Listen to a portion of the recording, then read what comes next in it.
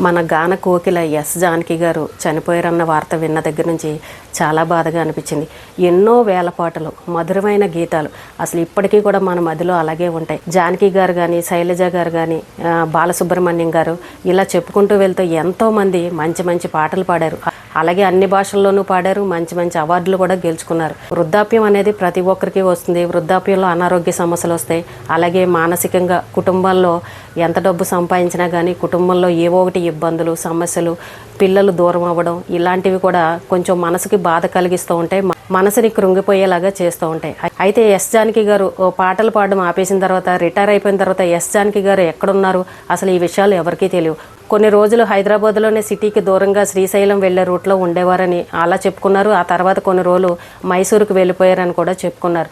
ఏదైనా కానీ వాళ్ళ కుటుంబంలో పాపం ఇబ్బందులు రావడం వల్ల ఈ మధ్యనే ఆవిడ మనవరాలు కూడా చనిపోయారంట. అమెరికాలో బార్బిక్యూ ఏదో కాలుస్తూ ఉంటే చీరకు నిప్పంటుకుని చిన్న వయసులో పాపం మనవరాలు చనిపోయింది. మరి అది ఎంత బాధగా ఉంటుందండి. చిన్న వయసులో మనవరాలు చనిపోయిందని అంటే ఆవిడ మనసు ఎంత దిగులు చెంది ఉంటుంది. అలాగే కొడుకును కూడా పోగొట్టుకున్నారు. ఆవిడ కళ్ళ ముందే వయసులో చిన్నవాళ్ళైనా ఆవిడ పిల్లల్ని పోగొట్టుకోవడం వల్ల ఆవిడ మనసు ఇంకా భారంగా, బాధగా అయిపోయింది. అలాగే ఆవిడకి కొద్దిగా ఆస్మా కూడా ఉందంట. అలాగే అనారోగ్య సమస్యలు ఇలాంటివన్నీ ఉండడం వల్ల పాపం ఆవిడ కాలం చేయడం జరిగింది. కానీ ఈ రోజున ఆవిడ గురించి చెప్పుకుంటుంటే సినిమా ఇండస్ట్రీ ఎవరు కూడా ఎందుకు పట్టించుకోలేదు. ఆవిడ రిటైర్ అయిపోయిన తర్వాత ఆవిడ ఎక్కడున్నారు, ఏం చేస్తున్నారని కొద్దిగా ఆవిడని పలకరించుంటే ఆవిడ మనసుకి సంతోషంగా ఉండేది కదా. సినిమా ఇండస్ట్రీలో ఉన్నవాళ్ళు ఏంటంటే ఓపిక ఉన్నంత వరకు, వాళ్ళు వర్క్ చేసేంత వరకు కూడా చక్కగా అందరూ బాగానే కలిసిమెలిసి ఉంటారు. అక్కడ స్టూడియోకి వెళ్ళడం, షూటింగ్లకు వెళ్ళడం, అక్కడ అందరూ కలవడం, మాట్లాడడం ఇంతవరకు బాగానే ఉంటుంది. ఆ తర్వాత నుంచి వాళ్ళు రిటైర్ అయిపోయి ఏదైనా అనారోగ్య సమస్యలు రావడం వల్ల కొంచెం వాళ్ళు చేసే వర్క్ కనుక దూరంగా ఉన్నారని అంటే సినిమా ఇండస్ట్రీ వాళ్ళు ఎవరు కూడా పట్టించుకోరు. ఆవిడ మనవరాలను పోగొట్టుకుని, కొడుకును పోగొట్టుకుని అంత బాధలో ఉంటే సినిమాకి చెందిన వాళ్ళు ఎవరు కూడా ఆవిడని పలకరించిన వాళ్ళు లేరు. ఆ విషయమే కొంచెం బాధగా అనిపించింది. ఆవిడ ఎన్నో వేల పాటలు పాడారు. ప్రతి సినిమాకి కూడా మంచి మంచి హిట్ సాంగ్స్ని అందించారు. ఈవేళ సినిమా ఇండస్ట్రీ ఎవరు కూడా ఆవిడ ఎక్కడున్నారు, ఆవిడ ఆరోగ్యం ఎలా ఉందని కనీసం ఎవరో ఫోనులు చేసి కూడా మాట్లాడేవారు కాదు అని చెప్పేసి వాళ్ళ కుటుంబ సభ్యులు చెప్తున్నారు. మనం ఇప్పుడు చూస్తున్నాం సినిమా ఇండస్ట్రీలో పెద్ద పెద్ద వాళ్ళందరూ ఎక్కడున్నారని అంటే ఏమో కొంతమందికి అడ్రస్లు కూడా తెలియవు. కొన్ని ఛానల్స్ వాళ్ళు అయితే అసలు వీళ్ళు ఎక్కడున్నారు, పాత సినిమాలో ఇలా నటించారు కదా, ఇప్పుడు వాళ్ళ పిల్లలేంటి, వాళ్ళు ఏం చేస్తున్నారని వాళ్ళ అడ్రస్లు పట్టుకుని వెతికి మరీ ఇంటర్వ్యూలు చేశారు. ఆ తర్వాత కొంతమంది అడ్రస్లు అయితే తెలిసేవి కూడా కాదు, విదేశాల్లో ఉన్నారు, పిల్లల దగ్గర ఉన్నారని. కొంతమంది ఎక్కడున్నారో వాళ్ళ సమాచారం కూడా తెలియదు. మరి ఎస్ జానకి గారు ఎన్నో వేల పాటలు పాడారు. ఆవిడ్ని సినిమాకి సంబంధించిన వాళ్ళు ఎవరైనా పలకరించి ఉంటే బాగుండేది. ఇప్పుడు 88 సంవత్సరాల వయసు అని అంటే ఆవిడకి ఆ వయసులో ఏం కావాలండి?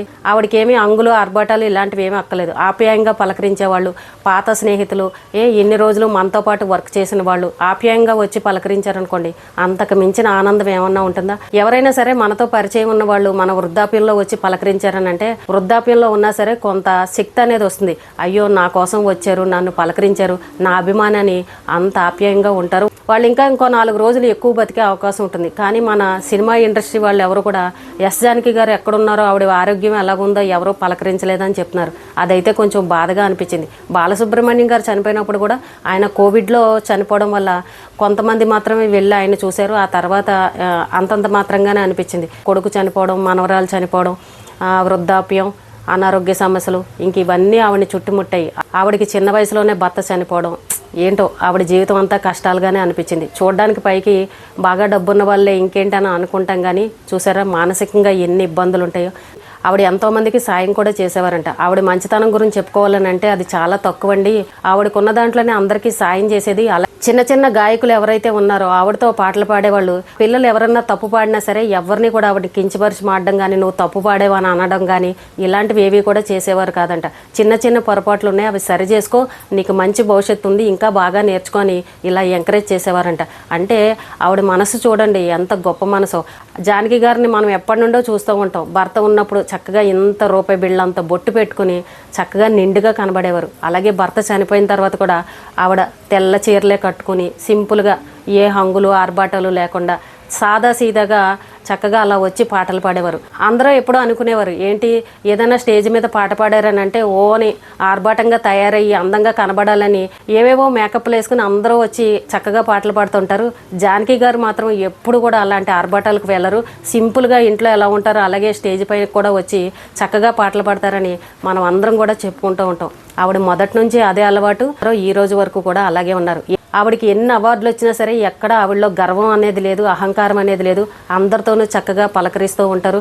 చిన్న గాయకులను కూడా ఎంతో ప్రోత్సహించి బాగా నేర్చుకోండి అని చెప్పేసి కొత్తగా పాటలు పాడే వాళ్ళకు కూడా చెప్తూ ఉండేవారంట.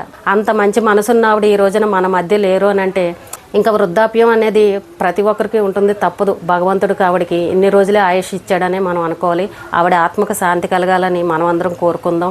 ఎస్ జానకి గారు మనకి ఎన్నో మధురమైన పాటలను అందించారు. ఆ పాటలన్నీ మనం ఆనందిస్తూ ఆవిడని ఎప్పటికీ మర్చిపోము, మన గుండెల్లో అలాగే ఉంటారు. సినిమా ఇండస్ట్రీలో పాత వాళ్ళు ఎవరన్నా ఉంటే, పెద్దవాళ్ళు ఎవరన్నా ఉంటే వాళ్ళ ఆరోగ్యం ఎలా ఉంది, ఎక్కడున్నారు, ఇప్పుడు ఎలా ఉన్నారని ఇప్పుడున్న ఇండస్ట్రీ వాళ్ళందరూ తెలుసుకుంటే బాగుంటుందని అందరూ కూడా కోరుకుంటున్నారు.